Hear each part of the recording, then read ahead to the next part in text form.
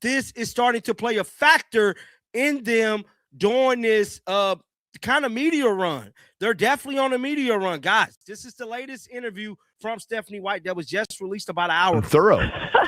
I want to make sure. I like it. I imagine that you have a billion things going on, right? And so I'm like, you know what? I need to make sure that I'm reminding you. That's right. No, I appreciate the reminders.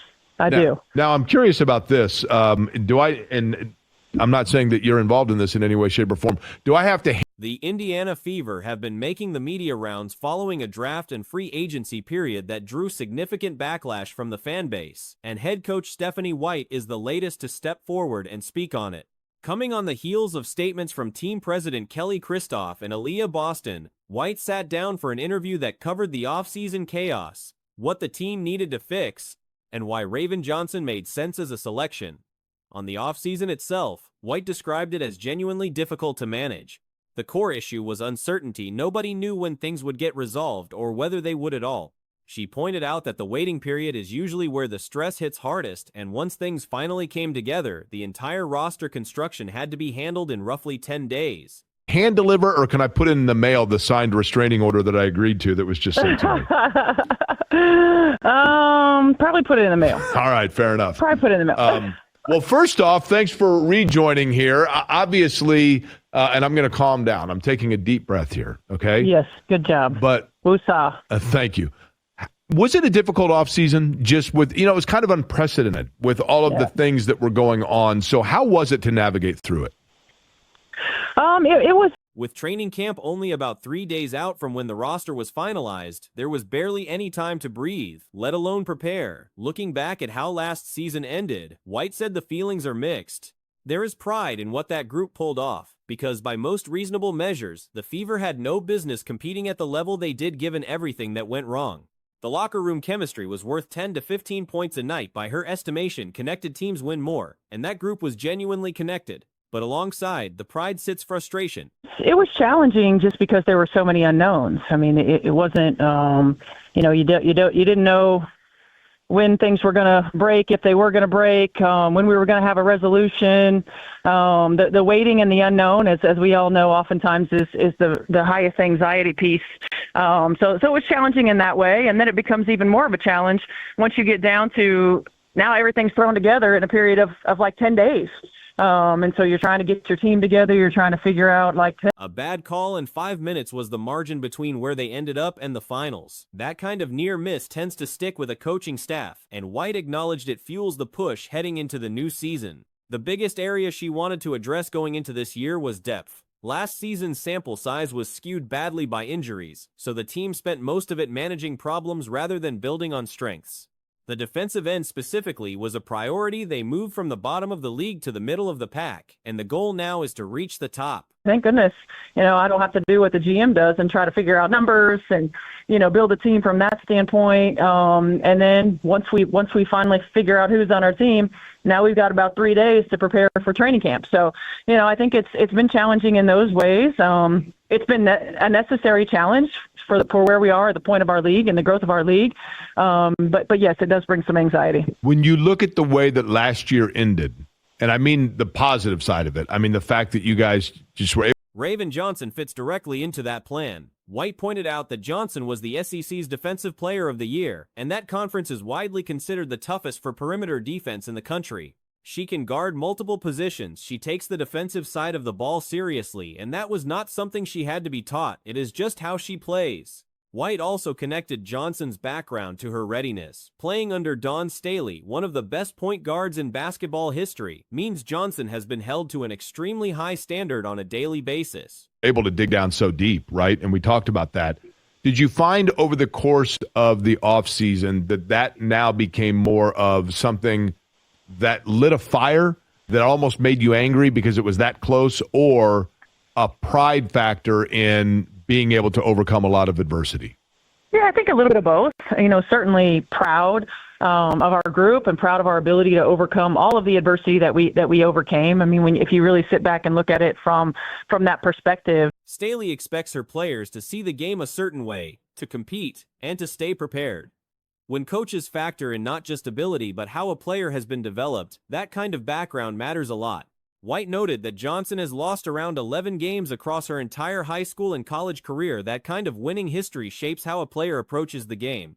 The free agency additions were framed in the same defensive context.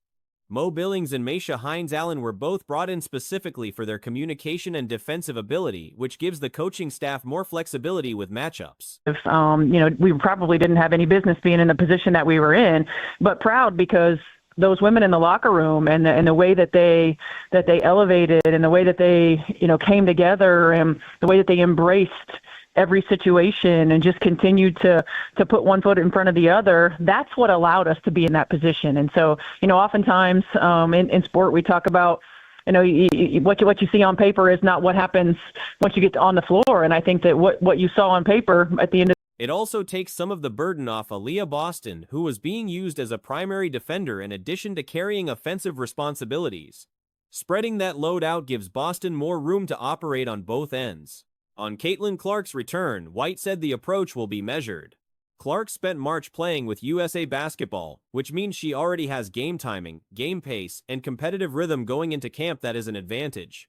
But with 44 games on the schedule and a heavy weekly workload, the staff wants to be smart about how they build her back up. Of the year was much different than the product that we put on the floor because of the women in that locker room. I always say that connected teams are winning teams, and that connectedness and that chemistry, is good for 10 to 15 points a ball game. But then there's that fire of, we're a bad call and 5 minutes away from, going to the finals, right? And so then it's you're pissed off, and you think about missed opportunities early in the season that would have put us in position to host at home in Game 5 instead of going on the road. And, just.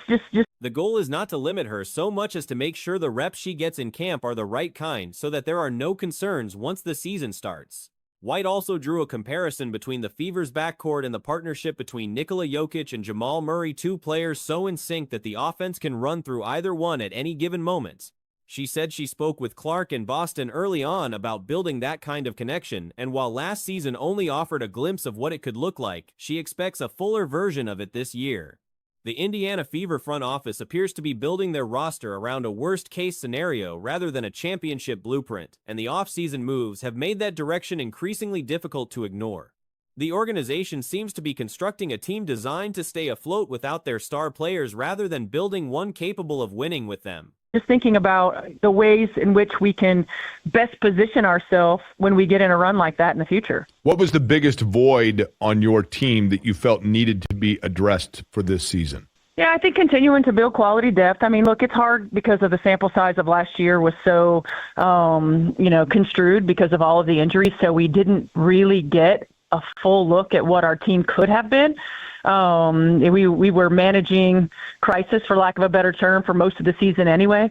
The clearest sign of this is the sheer volume of guards being brought in.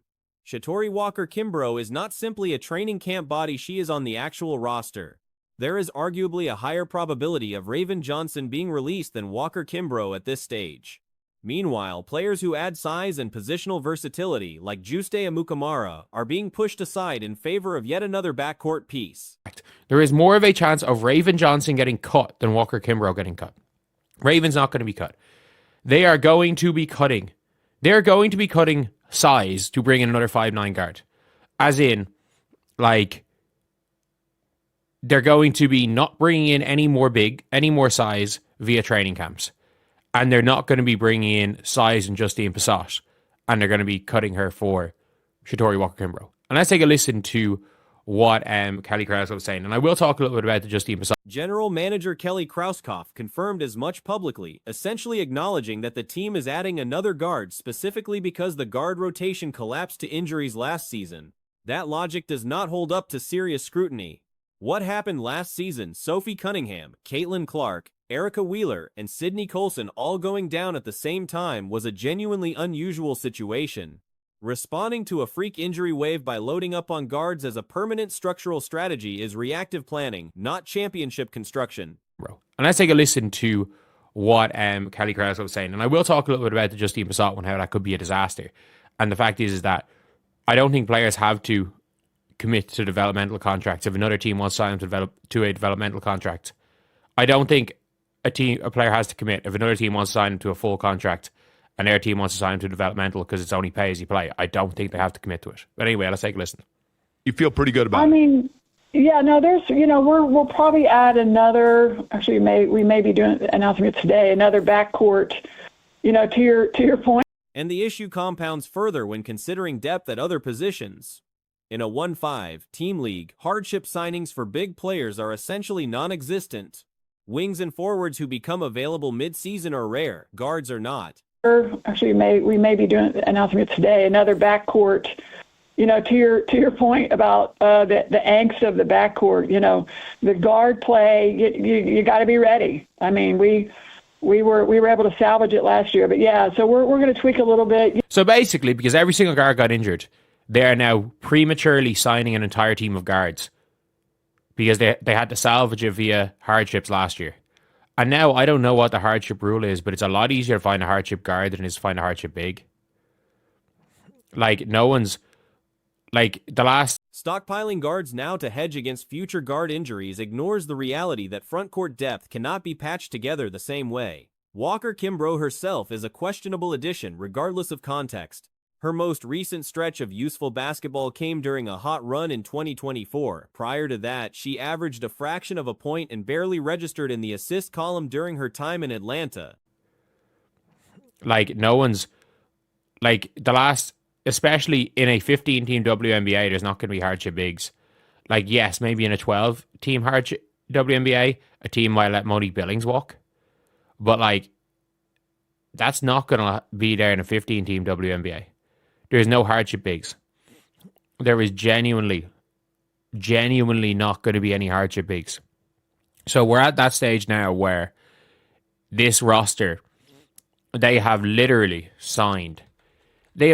She cannot play the three effectively, her ball movement has been limited in recent years, and her defensive contributions have declined. The public justification for bringing her in has centered entirely on her veteran status and a championship that came during an era when Caitlin Clark was still finishing high school. The broader issue is philosophical. The Fever's playoff run last year required a specific combination of circumstances to fall perfectly into place. They have literally gone and signed more guards because they're trying to plan for their guards getting injured. They've as good as said it. They want to prepare for their entire guard rotation being injured. Like, it was a freak. It was a freak accident. It was a freak situation where Sophie Cunningham, Caitlin Clark, Ari McDonald, and Sydney Colson all get injured at the same time. The Atlanta Dream surrendered a series with a critical defensive breakdown. The Aces underestimated the Fever and had their own veteran switch-off assignment to give up an open layup that flipped the series. The Fever matched up unusually well against Las Vegas, ironically performing better in stretches without Clark against that particular team given how the Aces' defense was structured. Had a few possessions gone differently, Indiana would have been on the wrong side of a first-round exit and potentially in position to select Lauren Betts. And all get injured at the same time. If that happens again right off the fucking season, like, they were like, we were able to salvage it. You know what? Genuinely fair play. Fair play, being able to salvage that. But, like, you should rather, instead of preparing to put together a team to win a championship, they're preparing to put together a team to survive if Caitlin Clark, Kelsey Mitchell, Sophie Cunningham, and Ty Harris all get injured. Because all they have done is sign guards. And recognizing that the playoff result was partly circumstantial should inform how the front office approaches this offseason. Instead, it appears to have reinforced a survival mentality. The Pacers analogy captures the problem well. If a team built around Tyrese Halliburton spent an entire offseason signing backup point guards because he missed time with an Achilles injury, the reaction would be disbelief. The response to a star player missing time is not to build depth that can tread water without them. Done is sign guards. And by the way, Shatori Walker-Kimbrough is not going to be in the rotation. She's not going to be in the rotation. And she's not going to be... And if there's an injury, she's still not going to be in the rotation. Like, you're probably looking at Raven Johnson only getting the Sid Colson minutes. And she's behind Raven Johnson in the pecking order. We have development. Can you break the news right here? Can you tell me who it is right here? I mean, I got to check with my people to see where it is in the pipeline here. It is to build a team capable of contending when they are healthy, knowing that a season derailed by injury will at least produce meaningful draft capital. There is also a coaching dimension to this. Stephanie White is a more capable head coach than her predecessor, but her style is measurably risk-averse. That approach produces organized, structured basketball, but it limits Caitlin Clark. Well, let's see where it is in the pipeline here.